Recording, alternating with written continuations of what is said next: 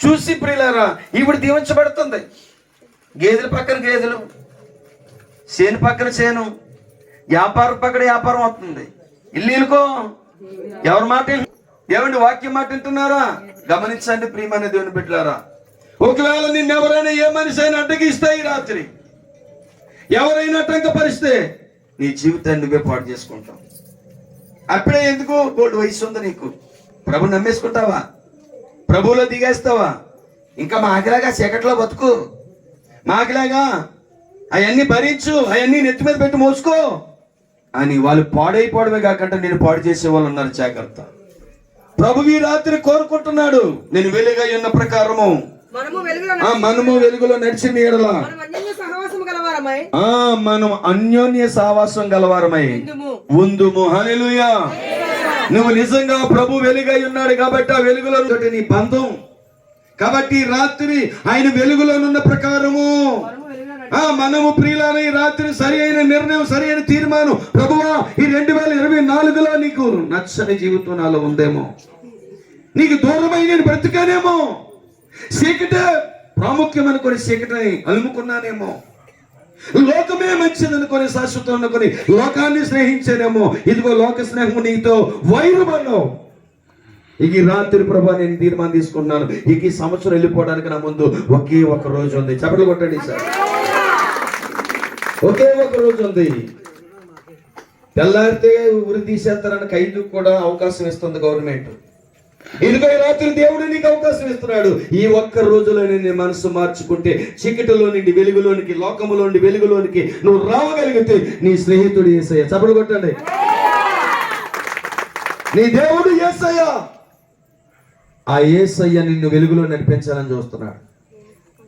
ఒక మాట నేను చెప్తాను, మన పిల్లలకి వాళ్ళు అడిగిన దానికంటే ఎక్కువగా ఇవ్వడానికి ఇష్టపడతాం. వాళ్ళ చిన్నది కోరుకుంటే మనం పెద్దది ఇవ్వడానికి ఇష్టపడతాం, ఎందుకంటే మన పిల్లలు.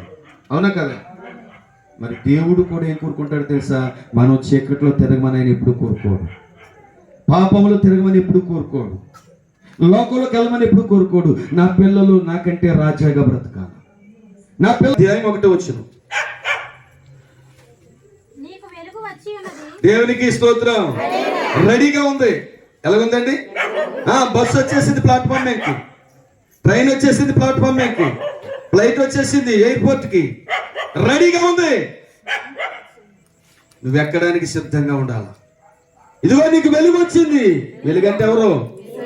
దేవుడు వెలుగు.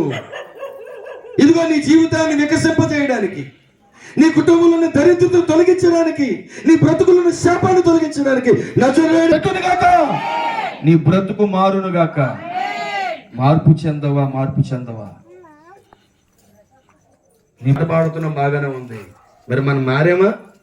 ప్రభుకి ఇష్టలుగా బ్రతకమని ప్రభు కోరుకుంటున్నాడు. ప్రభుకి ఇష్టలుగా బ్రతకమని కోరుకుంటున్నాడు. చీకటికి తోవలేదని చెప్తున్నాడు. ప్రియులారా, ఇదిగో నీకు వెలుగు వచ్చింది, లెమో. ఎన్ని గంటలకు వచ్చారు మీరు పేదనికే?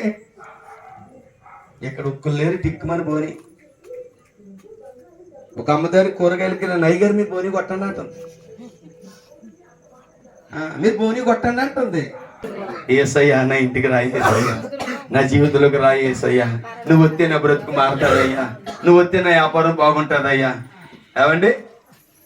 నువ్వు ప్రార్థన చేయని కోయడానికి వెళ్ళేస్తాను అనకూడదు. నువ్వు ప్రార్థన చేయాలా? ఎవరు ప్రార్థన చేయాలా?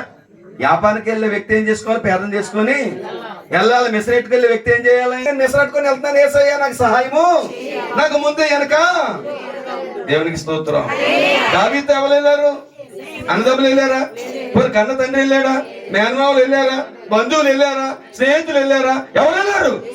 దావీదు వెళ్ళిన చోటల్లా దేవుడు అతనికి తోడై ఉన్నాడు. ఎక్కడికి వెళ్తే అక్కడికి వెళ్ళాడు.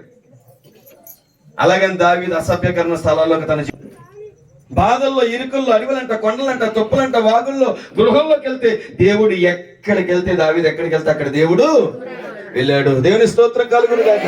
మనకి ఎంతమంది ఉన్నా ఎవరో మనకు తోడుగా రారు.